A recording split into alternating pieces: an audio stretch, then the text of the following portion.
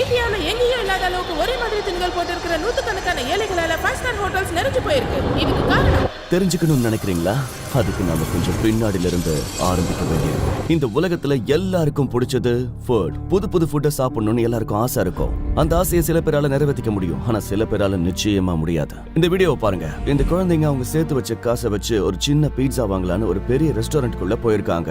ஆனா அவங்க போட்டிருந்த துணியை பார்த்து ரெஸ்டாரண்ட்காரங்க அவங்கள வெளியே அனுப்பிட்டாங்க. சாதாரணமா ரிச் பீப்புள் பெரிய 5 ஸ்டார் ஃபேன்சி ஹோட்டல்ஸ்க்கு போனா ஒரு பக்கம் ஏழைங்க இந்த மாதிரி சின்ன ரெஸ்டாரண்ட்ஸ்க்கு போவாங்க. இந்த பிளேட் 3000 ரூபாய், இந்த பிளேட் 30 ரூபாய். வித்தியாசம் ஜாஸ்தி தான், அதை நான் ஒத்துக்கிறேன். ஆனா நம்ம தெரிஞ்சுக்க வேண்டிய விஷயம் என்னன்னா, நம்ம எல்லாரும் மனிதர்கள், எல்லாருக்கும் எல்லா உரிமையும் இருக்கு. அதை பத்தி தெரிஞ்சுக்கிறதுக்காக ஒரு விவசாயியை நான் ஹையர் பண்ணேன். இவரு ஒரு ஃபார்மர். இப்ப இவரு பெரிய பெரிய 5 ஸ்டார் ரெஸ்டாரண்ட்ஸ்க்கெல்லாம் போய் தாகமா இருக்கு, தண்ணி வேணும்னு கேட்க போறாரு. அதுக்கு அவங்க என்ன சொல்றாங்கன்னு பாப்போம். அவர் ட்ரெஸ்ஸும் டீசெண்டா தான் இருக்கு. உள்ள அனுப்ப முடியாத அளவுக்குலாம் ஒன்றும் இல்ல. வாட்டர் குடிக்கிற தண்ணி, தண்ணி வேணுமா? குடிக்க தண்ணி வேணும். அங்க பாருங்க, பக்கத்துல நிறைய கடைங்க இருக்கு. அந்த கடைங்கள போய் கேளுங்க. தண்ணி இல்ல தண்ணிலாம் இல்ல. மேக்ஸிமம் எல்லாரும் வேற இடத்துக்கு போய் குடிக்க சொல்றாங்க. உள்ளெல்லாம் விட முடியாது. இந்தா போ. அனுப்பலையா என்ன? உள்ள விடவே இல்லை சார். சரி சரி, 15 5 ஸ்டார் ரெஸ்டாரண்ட்ஸ் தான் பார்த்துருக்கோம். இல்ல சார், ஒருத்தரும் குடுக்கல. தண்ணி கேட்டா முடியாதான்னு சொல்றாங்க. உள்ள போய் குடிக்கலாமான்னு கேட்டேன். நீங்க உள்ள போக கூடாதுன்னு சொன்னாங்க. போக கூடாதுங்கிற உள்ள விடவே இல்ல சார். இந்த எதிர்பார்க்காத ரிசல்ட்டை கேட்டதுக்கு அப்புறம் ரொம்ப கஷ்டமா இருந்துச்சு. விவசாயிய மகாராஜா மாதிரி பார்த்துக்க வேண்டிய இந்த நாட்டுல இந்த மாதிரி அநியாயத்தை வானத்தால கூட தாங்க முடியல. இந்தியாவில் 1867 இருக்கிற ஒரு ஆக்ட் படி 5 ஸ்டார் ரெஸ்டாரண்ட்ல கஸ்டமரா இருந்தாலும் இல்லனாலும் அவங்க ரெஸ்ட் ரூம்ஸை யூஸ் பண்ணலாம், இருக்கிற தண்ணியை குடிக்கலாம். சரி, இந்த கேஸ்ல அவங்க கஸ்டமருக்கு ஏதாவது பிரச்சனை வரும்னு அனுப்பலன்னு வச்சுப்போமே. ஆனா ஒரு மனுஷன் தாகன்னு தண்ணி கேட்கும் போது கொடுத்துருக்கணும். அது மட்டும் இல்லாம வருஷம் எத்தனையோ கோடி சம்பாதிக்கிற இந்த 5 ஸ்டார் ரெஸ்டாரண்ட்ஸ்க்கு ஒரு கிளாஸ் தண்ணி கொடுத்தா என்ன ஆயிட போகுது? அதனால அன்னைக்கே இவர் அலோவ் பண்ணாத அந்த 5 ஸ்டார் ரெஸ்டாரண்ட்டுக்கு இவரை கூட்டிட்டு போய் நாங்க 2 பேரும் அங்க ஃபுட் சாப்பிட்டோம். இந்த மாதிரி ஹோட்டல்ல சாப்பிட்றதுக்கு கொடுத்து வச்சிருக்கணும் ஐயா. அப்படிலாம் ஒண்ணும் இல்லைங்க. இதுக்கெல்லாம் நிறைய துட்டு தேவைப்படும். கூட்டிட்டு போய் வாங்கி கொடுத்தேன். ஆனா அவர் சொன்னதை கேட்டதுக்கு அப்புறமா எனக்கு சுத்தமா சாட்டிஸ்பாக்சனே இல்ல. அன்னைக்கே எனக்கு நானே ஒரு வாக்கு கொடுத்துக்கிட்டேன். இந்த 5 ஸ்டார் ஹோட்டலுங்கிறது மிடில் கிளாஸ்க்கும் ஏழைகளுக்கும் இல்லைங்கிற எண்ணத்தை நாம துவம்சம் பண்ணிடணும். சோ நம்ம என்ன பண்ணாலும் அதோட எஃபெக்ட் ரொம்ப அதிகமா இருக்கணும். சரி, இவங்க அனுப்பலனா என்ன, நம்மளே ஃப்ரீயா ஒரு 5 ஸ்டார் ஹோட்டலை ஓபன் பண்ணலாம். வேலையை ஆரம்பிச்சாச்சு. இந்த ஃப்ரீ 5 ஸ்டார் ரெஸ்டாரண்ட் ஆரம்பிக்க நமக்கு யார் செட் ஆவாங்கன்னு தெரிஞ்சுக்க சிட்டில இருக்கிற பெரிய 5 ஸ்டார் ரெஸ்டாரண்ட்ஸ்க்கெல்லாம் போய் பேச ஆரம்பிச்சேன். ஒரு ஹோட்டல்ல இருந்து இன்னொரு ஹோட்டல்னு நான் ஒவ்வொரு ஹோட்டலா பேசிட்டு போயிட்டே இருக்கேன். இங்க கேமராஸ் நாட் அலவுட். ஒரு சாதாரண மனிதனா 5 ஸ்டார் ஹோட்டல் என்னைக்கும் தடுக்காம இருக்கணும்னா நாம கொடுக்குற இந்த மெசேஜ் எல்லாருக்கும் நல்லா கேட்கணும், நல்லா தெரியணும். அதுக்கு கண்டிப்பா ஒரு சாதாரண 5 ஸ்டார் ரெஸ்டாரண்ட் பத்தாது. அது கண்டிப்பா பெருசா ஸ்பெஷலாவும் இருக்கணும். தேடிக்கிட்டே இருந்தேன். நாட்கள் கடந்து போய்கிட்டே இருந்தது. ஆனா இந்த தேடல்ல ஒரு பெரிய ஹிஸ்டாரிக் 5 ஸ்டார் ரெஸ்டாரண்ட்டை நான் பார்த்தேன். அதோட பேரு தான் ஃபலக்னாமா பேலஸ். இங்க ஒரு நாளைக்கு முன்னாடி அப்பாயின்மெண்ட் புக் பண்ணாம யாரும் உள்ள கூட வர முடியாது. எவ்வளவு பணம் இருந்தாலும் அவங்க அதை கண்டுக்க மாட்டாங்க. புக்கிங் இல்லாத காரணத்தினால என்னையும் உள்ள அனுப்ப மாட்டேன்னு சொன்னாங்க. ஆனா அங்க எங்கன்னு கால் பண்ணி நான் உள்ள போயிட்டேன். ஆனா அங்க போனதுக்கு அப்புறம் நான் நினைச்சதுக்கு உயிர் கொடுத்த மாதிரி ஆச்சு. ஹைதராபாத் சிட்டில 2000 அடிக்கு மேல இருக்கிற இந்த பேலஸ்ல இருந்து பார்த்தா ஒவ்வொரு 5 ஸ்டார் ஹோட்டலும் நமக்கு கீழே இருக்கிற மாதிரி தான் தெரியும். உலகத்துல இருக்கிற டாப் 100ல இருக்கிற 5 ஸ்டார் ஹோட்டல்ஸ்ல இதுவும் ஒண்ணு. நம்ம இவ்வளவு நாள் தேடிக்கிட்டு இருந்தது இதுக்காக தான். ஆனா இங்க நிறைய ரூல்ஸ் இருக்கு. சோ இந்த பேலஸ பத்தி எல்லாம் தெரிஞ்ச சில எக்ஸ்பர்ட்ஸ சீக்கிரட்டா சந்திக்க ஆரம்பிச்சேன். இப்படி உங்களை சந்திக்கிறதுல எனக்கு ரொம்பவே சந்தோஷமா இருக்கு சார். நான் உங்களுக்கு என்ன உதவணும்னு நீங்க தாராளமா என்கிட்ட கேட்கலாம். ஃபலக்னாமா பேலஸ பத்தி நான் ஒரு வீடியோ பண்ணலாம்னு இருக்கேன். அதனால உங்களுக்கு ஃபலக்னாமா பேலஸ பத்தி தெரிஞ்சதெல்லாம் சொல்லுங்க அப்படின்னு அவர்கிட்ட கேட்டேன். ஒரு காலத்துல உலகத்திலேயே மிகப்பெரிய பணக்காரரான 6வது நிசாமுடைய கோட்டை தான் இது. நம்ம நாட்டுக்கு சுதந்திரம் கிடைச்சதுக்கு அப்புறம் யாரும் இந்த கோட்டையில தங்கவே இல்லை. அதுக்கப்புறம் ஒரு பெரிய நிறுவனம் நிசாம் குடும்பத்துல இருந்து 30 வருஷத்துக்கு லீஸுக்கு வாங்கி பலாயிரம் கோடி செலவு பண்ணி அதை ஒரு 5 ஸ்டார் ஹோட்டலா மாத்தினாங்க. இங்க ஒவ்வொரு அடியிலையும் நூற்றுக்கணக்கான வருஷ வரலாறு இருக்கு. அதனாலதான் ஒரு சாதாரண 5 ஸ்டார் ஹோட்டலை விட இங்க ஒவ்வொன்றும் 10 மடங்கு விலை அதிகமா இருக்கும். நாம சொல்லணும்னு நினைக்கிற பதிலுக்கு இந்த வரலாறு தான் தூணா இருக்கும்னு நினைச்சேன். இந்த மாதிரி பேசிட்டு இருக்கும் போதே இந்த பேலஸ்ல எங்க ஃப்ரீ 5 ஸ்டார் ஹோட்டலை ஆரம்பிக்கலான்னு நான் அவர்கிட்ட கேட்டுக்கிட்டு இருந்தேன். அப்பதான் கிடைச்சது 101 டைனிங் ஹால். 19ஆம் நூற்றாண்டை சேர்ந்த இந்த அற்புதமான கட்டிடத்துல ஒரே நேரத்துல 101 பேர் உட்கார்ந்து சாப்பிடுற அளவுக்கு உலகத்திலேயே மிகப்பெரிய டைனிங் ஹால் இருக்கு. இந்த டைனிங் ஹாலுடைய சிறப்பு என்னன்னா, எந்த மூலையில இருந்து எப்படி பேசினாலும் அது அரை முழுக்க எதிரொலிக்கும். இங்க தங்கம் வெள்ளி பாத்திரத்துலதான் வந்த விருந்தாளிகளுக்கு உணவு பரிமாறுவாங்க. இந்த டைனிங் டேபிள்ல மிகப்பெரிய ஆட்கள் மட்டும்தான் சாப்பிட்டு போயிருக்காங்க.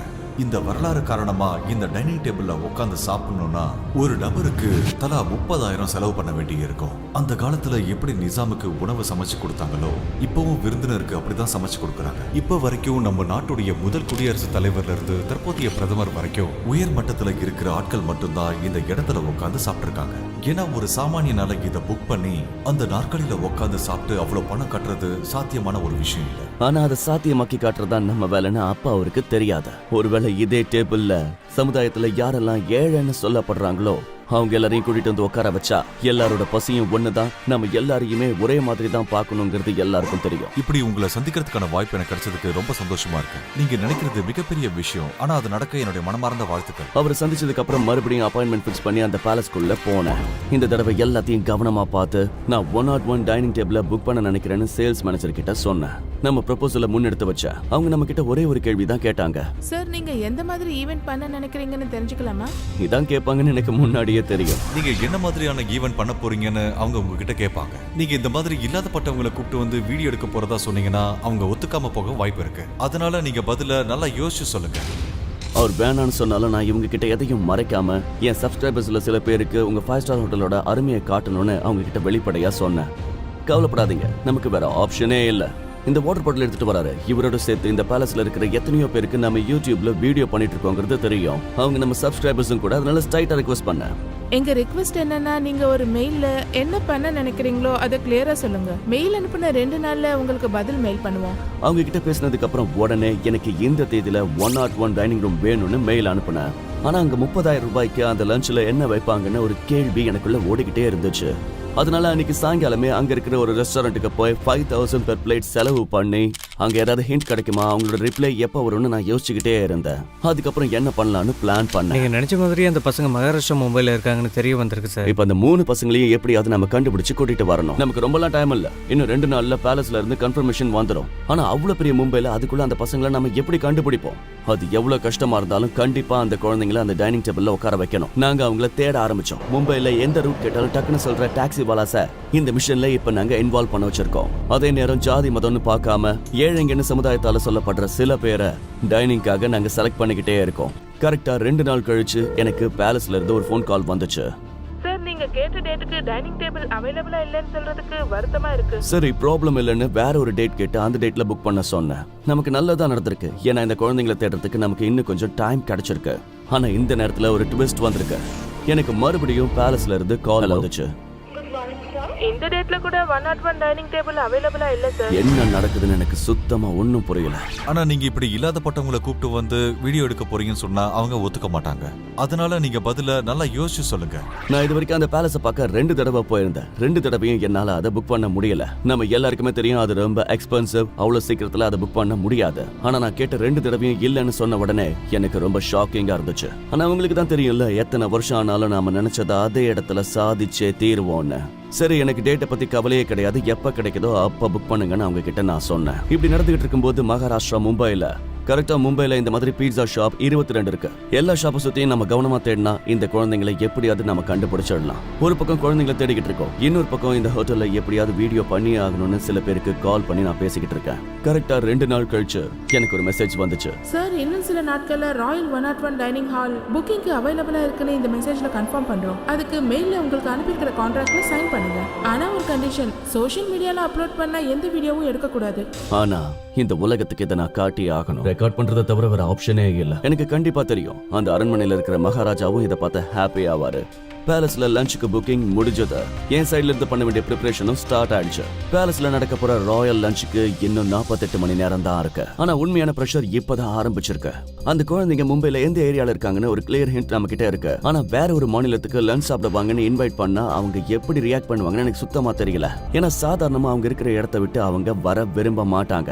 இனிமே எல்லாம் நல்லதா தான் நடக்குங்கிற நம்பிக்கையோட மும்பைக்கு போறதை தவிர வேற வழி இல்ல. பிரஷர் ரொம்ப அதிகமா இருக்கு. என்னோட வாட்சையும் ரூம்ல மறந்து வச்சுட்டு வந்துட்டேன். Literally so much pressure. என்ன ஆகுதுன்னு பாப்போம். மும்பைக்கு போறதுக்கு முன்னாடி ரொம்ப தூரத்துல இருந்து என்ன சந்திக்கிறதுக்காக நடந்து வந்துகிட்டு இருக்கிற என் சப்ஸ்கிரைபர்ஸை சந்திக்க போனேன். அவங்கள ஏர்போர்ட்ல சந்திச்சு பேசிட்டு இருக்கும்போது கூட நான் அந்த குழந்தைங்களை பத்தி தான் யோசிச்சுக்கிட்டே இருந்தேன். அந்த கேள்விதான் ஓடிக்கிட்டே இருக்கு. மும்பைக்கு என்னோட பயணமும் தொடங்கிடுச்சு.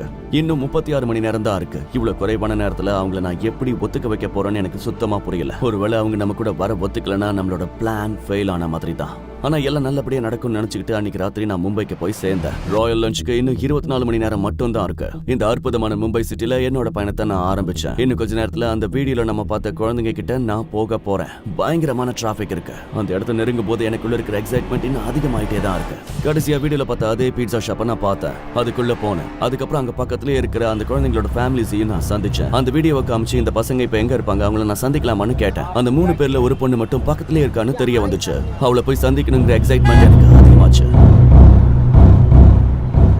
அந்த 3 பேரையும் நான் சந்திச்சேன். அன்னைக்கு ஆக்சுவலி என்ன நடந்துச்சுன்னா அந்த ஃபேமிலி மெம்பர்ஸ் கிட்ட கேட்டு தெரிஞ்சுக்கிட்டேன். நாங்க கொடுத்த காசெல்லாம் சேர்த்து வச்சு பீஸா சாப்பிடலான்னு பெரிய கடைக்கு போயிருக்காங்க. ஆனா அவங்க அழுக்கு துணியெல்லாம் பார்த்து வெளியே தோத்திட்டாங்கப்பா. எங்களை என்ன சொன்னாலும் பரவாயில்லங்க.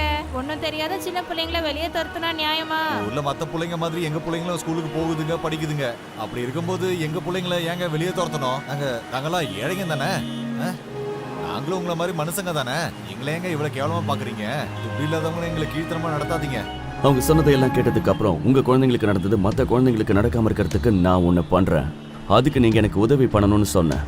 அவங்க எதுவுமே யோசிக்காம ஒரே ஒரு வார்த்தை மட்டும் தான் சொன்னாங்க. நீங்க எங்களை மாதிரி ஏழைங்களுக்கு நிறைய உதவி பண்ணிருக்கீங்கன்னு தெரிஞ்சுக்கிட்டோம். எங்களை மாதிரி ஆளுங்க கூட நீங்க இருந்தா போதும் சார். உங்களுக்கு எப்பவும் நாங்க இருப்போம் சார். உங்க பின்னாடி நாங்க இல்லைன்னா அதை விட ஒரு கொடுமையான விஷயம் எங்களுக்கு எதுவும் இருக்காது சார். இதை கேட்டதுக்கு அப்புறம் என்னோட மனசு மட்டும் இல்ல, ஒரு ஏழைக்கு தண்ணி கொடுக்காம வெளியே அனுப்பினப்ப பொங்கி எழுந்த வானமும் இதுக்கு சந்தோஷப்பட்டுச்சு.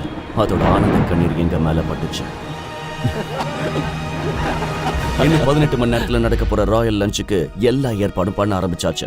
கிளம்பும் போது அந்த குழந்தைங்கள ஒருத்தங்க கிட்ட உங்க பிறந்த நாள் எப்பன்னு கேட்டேன். கேட்டதுக்கு அப்புறம் தெரிஞ்சது என்னன்னா அந்த குழந்தைங்களோட பிறந்த நாளை அவங்க அப்பா அம்மா கொண்டாடுறதே இல்ல. கேக் கட் பண்றதுங்கிறது எல்லா குழந்தைங்களுக்கும் பிடிக்கும். அதனால அன்னைக்கு அந்த குழந்தைங்களோட பர்த்டேவை செலிப்ரேட் பண்ண போறோம்னு முடிவு பண்ணி கேக்ல ஜெயிக்கலாம். அன்னைக்கேலே புக்ஸ் ஆர் ஓ சப் கரிதலோ. அதுக்கப்புறம் மும்பைல இருந்து பாரிஸ்க்கு எங்க பயணத்தை தொடங்கணும். அதுக்கப்புறம் 60 ரூபாய் வாட்டர் பாட்டில கூட வாங்க முடியாதுன்னு நினைச்ச இந்த விவசாயி இப்போ 6 கோடி ரூபாய் கார்ல சுத்திக்கிட்டு இருக்காரு. எனக்கு புக்கிங் இல்லைன்னு சொல்லி என்ன வெளியே அனுப்புற என்னோட செக்யூரிட்டி ஃப்ரெண்டை நான் இப்ப சந்திக்க வேண்டிய நேரம் வந்துருச்சு. அதுக்கு தான் நான் காத்துக்கிட்டு இருந்தேன். செக்யூரிட்டி செக் இன் பண்ண வேண்டிய நேரம் வந்துருச்சு. வரலாறை உருவாக்க போற இந்த நிகழ்ச்சியை இப்ப நம்ம ஆரம்பிக்க வேண்டிய நேரம். எங்க கிட்ட இருக்கிற ஒரே ஒரு பேக்கை இப்ப செக் பண்ணிக்கிட்டு இருக்காங்க. Remove this. இப்ப நீங்க எங்க விருந்தாளிங்க, உங்ககிட்ட நாங்க செக் பண்ண மாட்டோம்னு சொல்றாங்க. சும்மா ஃபன்காக.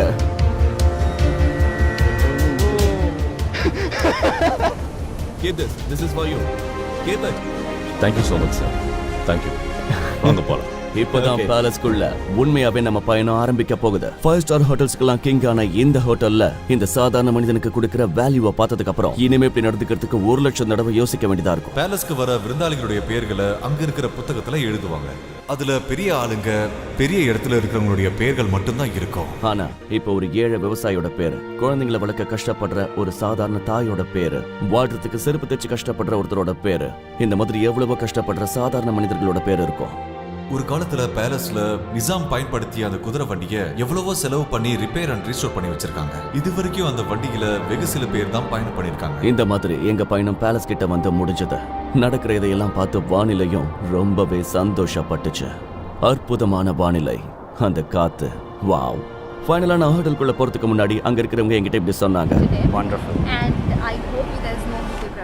No videography, just pictures. அவங்க கண்டிஷன்ஸ் உங்களுக்கு ஞாபகம் இருக்குல்ல? என்னோட க்ரூ வீடியோஸ் எடுக்கல, வெறும் போட்டோஸ் தான் சொல்லி அவங்க கிட்ட நான் சொன்னேன். நார்மலா எப்பவும் நான் போய் சொல்ல மாட்டேன், போய் சொல்ல வேண்டிய அவசியமும் வராது. போய் அப்படிங்கிறது பயத்துல இருந்து வெளியில வர ஒரு விஷயம். ஆனா இந்த இடத்துல நான் நினைச்சதை சாதிச்சே ஆகணுங்கிறதுக்காக அந்த மாதிரி சொன்னேன். ஆனா இந்த நாட்டுல சமத்துவத்தை கொண்டு வரதுக்கு இந்த போய் தப்பு இல்லைன்னு எனக்கு தோணுச்சு. என்ன வேணாலும் சொல்லலாம். இந்த நாட்டுல நீ ஏன் சொன்னா இந்த வீடியோட கடைசியில அது உங்களுக்கு புரியும். போட்டுட்டு இருந்த துணி சரியில்லைன்னு வெளியே அனுப்பின இந்த குழந்தைங்க இப்ப ராஜகுமாரர்கள் மாதிரி உள்ள போறாங்க. சரித்திரத்துல தடம் பதிக்கிற நிகழ்வை நோக்கி எங்க பயணத்தை தொடர்ந்தோம். இது வரைக்கும் நடக்காத அளவுக்கு இன்னும் கொஞ்ச நேரத்துல இந்த ஏழை மக்கள் இந்த உலகத்திலேயே வரலாற்று சிறப்பு மிக்க இந்த டைனிங் டேபிள்ல உட்கார்ந்து விருந்து சாப்பிட போறாங்க. எல்லாரோட முகத்திலயும் ஆனந்தம் தாண்டவமாடுது. இதோட ராயல் லஞ்ச் ஆரம்பிக்க போகுது. இந்த பேலஸோட மகாராஜா எந்த நாற்காலியில உட்காருவாரோ அதே நாற்காலியில நீங்க இப்ப உட்கார போறீங்க. நிசாம் மகாராஜா டைனிங் டேபிளுக்கு நடுவுல உட்காருவார். அவர் உட்கார அந்த நாற்காலியில கை வைக்கிற இடம் கொஞ்சம் உயரமா இருக்கும். விவசாயி தான் ராஜாங்கிற இந்த தேசத்தோட நம்பிக்கை மறுபடியும் உயிர் பெற்றிருக்கு. நீங்க ஒரு விவசாயி இல்ல? ஆமா. உங்களுக்கு தான் கண்டிப்பா இந்த சேர் இருக்கு. இது வரைக்கும் பணக்காரங்களுக்கு மட்டுமே இருந்த நாற்காலிகள்ல இப்ப சாதாரண மக்கள் உட்கார்ந்துருக்காங்க. ஒரு நூற்றாண்டுக்கு முன்னாடி என்ன உணவெல்லாம் பரிமாறினாங்களோ அதே உணவுகளை செஞ்சு பரிமாறினாங்க. இந்த அற்புதமான லேம்ப் சூப்போட ராயல் லஞ்ச் ஆரம்பிக்குது. ரொம்ப நல்லா இருக்கு. மகாராஜாவுக்கு பரிமாறின மாதிரியே எல்லாருக்கும் பரிமாறுவாங்க. ஒரு வெரைட்டிக்கு அப்புறம் இன்னொரு வெரைட்டின்னு வந்துகிட்டே தான் இருந்துச்சு. இங்க உட்காந்துக்கிட்டு இருந்தவங்க ஜாதி மதம் எந்த ஒரு வேறுபாடும் இல்லாம அவங்க சாப்பாடை நல்லா என்ஜாய் பண்ணிக்கிட்டு இருக்காங்க. பிளேட்டுக்கு 30,000 ரூபாங்கிறது இங்க நம்ம சாப்பாட்டுக்காக கட்டுற விலை இல்ல. இப்படி ஒரு வரலாறு இருக்கிற நாற்காலிகள், அப்புறம் இந்த அறையில உட்காந்து சாப்பிடறதுக்கான விலை. இந்த அற்புதமான உணவை எல்லாரும் என்ஜாய் பண்ணிக்கிட்டு இருக்காங்க. எப்பவும் கஷ்டப்படுற அதே கைகளால இப்ப ராயல் ஃபுட் சாப்பிடுறாங்க. சார் ஃபுட் எப்படி இருக்கு? நல்லா இருக்குங்களா? Very good. தேங்க்யூ. சாப்பிடுறாங்க. ஆனா நம்ம பண்ற இதோட எஃபெக்ட் இந்தியா முழுக்க இருக்கணுங்கிறது தான் என்னோட ஆசை. இந்த மாதிரி அழகான சிரிப்பு இன்னும் எத்தனையோ வரணும். கடைசியா ஒரு காலத்துல இவங்களை தடுத்து நிறுத்தின இந்த மாதிரி 5 ஸ்டார் ஹோட்டல்ஸ் பத்தி நினைச்சு ஒரு பெரிய சிரிப்பு சிரிச்சு கடைசி டிஷ்ஷை டேஸ்ட் பண்ண ஆரம்பிச்சோம். ராயல் லஞ்ச் இப்படி முடிச்சது. ஆனா நம்ம பண்ண வேண்டியது இன்னும் நிறைய இருக்கு. இது அந்த பில்லுக்கான எக்ஸாக்ட் அமௌண்ட். ஆனா அவ்வளவு மணியை அக்செப்ட் பண்ண மாட்டோம்னு சொன்னாங்க. சோ பேங்க் ட்ரான்ஸ்ஃபர் பண்ணிட்டேன். இது மூலமா சந்திச்ச என் புது நண்பர்களுக்கு நான் பாய் சொன்னேன். கடைசியா இந்த பேலஸோட வரலாறு பத்தி சொல்றதுக்காக எனக்கு ஒரு ஸ்பெஷல் டூர் கொடுக்கறாங்க. எங்க இவரு எனக்கு பேலஸ்ல இருந்து தெரியற சார்மினாரை காட்டுறாரு. ஆனா எனக்கு அந்த சார்மினார் தெரியல. எனக்கு தெரியறதெல்லாம் என்னன்னா இதே நாட்டுல இருக்கிற நம்மளோட மத்த மாநிலங்கள் தான். என்னோட பேங்க் பேலன்ஸ் 0 ஆனாலும் பரவாயில்ல, நம்ம பண்றது எல்லா மாநிலத்துக்கும் தெரியணும். என்னோட பயணம் ஒரு மாநிலத்துல இருந்து இன்னொரு மாநிலத்துக்குன்னு போய்கிட்டே இருக்கு. எல்லாத்தையும் பண்ணி முடிக்கிறதுக்கு கண்டிப்பா நிறைய நாட்கள் ஆகணும்னு எனக்கு தெரியும். ஆனா எல்லாத்துக்கும் நான் தயாரா தான் இருக்கேன். ஏழை மக்கள் வாழ்ற இடத்துக்கெல்லாம் நான் போயிருந்தேன். சரியா 9 மணிக்கு இங்க ரெடியா இருக்கணும். அப்பதான் 9 மணிக்கு நீங்க ரெடியா இருந்தீங்கன்னா அந்த ஊர்ல இருக்கிற நம்பர் 1 5 ஸ்டார் ஹோட்டல்ஸ்க்கு போனேன். அது எல்லாத்துக்கும் போனதுக்கு அப்புறம் அந்த ரெண்டையும் நான் ஒண்ணாக்கிட்டேன். சாதாரணமா ரிச் பீப்புளுக்கு தான் 5 ஸ்டார் ஹோட்டல்ஸ்னு நினைக்கிற அந்த ஹோட்டல் ஸ்டாஃப் எல்லாம் இப்ப ரொம்பவே கன்ஃபியூஸ்ட் ஆயிட்டாங்க. ஊட்டா ஓகே, ஊட்டா ஹேங்கிதே. Wow, okay, perfect. இந்த ஸ்வீட் ரூம் ஆல்மோஸ்ட் ஒரு நாளைக்கு 25,000 ரூபாய். கடந்த 60 நாட்கள்ல இந்த மாதிரி நான் நிறைய ரூம்ஸ்ல தங்கி இருந்தேன். அதனால நிறைய எக்ஸ்பெண்டிச்சர் ஆச்சு. ஆனா அதுக்கு ஒரு ரீசன் இருக்கு. நம்ம இந்த மாதிரி ரூம்ல இருக்கும்போது மட்டும் தான் இந்த ஹோட்டல்ல எடுத்துட்டு வந்து கொடுக்கிற ஃபுட்டை நம்மளால வீடியோ எடுக்க முடியும். அப்பதான் பெர்மிஷனுக்காக சில பேர்கிட்ட நம்மளால பேச முடியும். சில நேரத்துல பேமெண்ட், சில நேரத்துல ஃப்ரெண்ட்ஷிப் உதவும். ஆனா எதுவா இருந்தாலும் கடைசியில நடந்தே தீரும். லஞ்சுக்காக வந்தவங்க எமோஷனல் ஆயிட்டு இருக்காங்க. ஒரு பக்கம் இந்த மாதிரி நடந்துகிட்டு இருக்கும் போது சில பேரால ரெஸ்டாரண்ட்டுக்கு வர முடியாதவங்க கிட்ட 5 ஸ்டார் ஹோட்டல் ஃபுட் தானா போய் சேருது. அந்த பயணமும் ஆரம்பிச்சிருக்கு. கேக் எதுக்கு சூஸ் பண்ணனா சாதாரண மக்கள் பிறந்த நாளை எப்பவும் கொண்டாட மாட்டாங்க. நல்லா taste super. Okay, all the best. Okay, bye. How much? Please take how much you need. என்கிட்ட வேலை செஞ்சுட்டு இருந்த என்னோட க்ரூ இப்ப 5 ஸ்டார் ஹோட்டல் டெலிவரி பாயா மாறி இருக்காங்க. தெரிஞ்சோ தெரியாமலோ நம்ம பண்றதை தடுக்கிறதுக்கு இன்னும் சில பேர் இருக்காங்க. ஆனா நான் நினைச்சதை சாதிக்கிறதுக்கும் சில தடங்கள் இன்னும் இருக்கு. Sudden climate change, environment change வந்ததுனால எனக்கு எக்ஸ்ட்ரீம் கோல்ட் வந்திருக்கு. யூஸ்வலா நான் டேப்லெட் போட்டுக்க மாட்டேன். ஆனா இன்னைக்கு நடக்க வேண்டியதை நடத்திய தீரணுங்கிறதுனால நான் இப்போ இந்த டேப்லெட் போட்டுக்க போறேன். எதாலையும் நம்மளை தடுக்க முடியாது. 10,000 காசு வந்துச்சு. Gift gift. மொழி எதுவா இருந்தாலும் மனசுங்கிறது ஒண்ணுதானே. அது மட்டும் இல்லாம இங்க நடக்கிற ஒவ்வொரு விஷயத்தையும் ஒரு போட்டோவாக்கி என்னோட சூட்கேஸ்ல அதை நான் சேர்த்து வச்சுக்கிட்டு இருக்கேன். அதை இந்தியால இருக்கிற மிகப்பெரிய மியூசியம்குள்ள எல்லா செக்யூரிட்டியும் தாண்டி எப்படியோ எடுத்துக்கிட்டு போனேன். இந்த மாதிரி அற்புதமான வரலாறு இருக்கிற ஒரு இடத்துக்குள்ள நம்ம சமத்துவத்துக்காக போராடின இந்த நினைவையும் சேர்த்து வச்சேன்.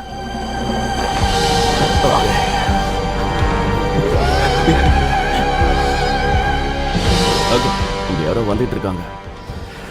அவரு அப்படியே வந்தாரு தெரியுமா?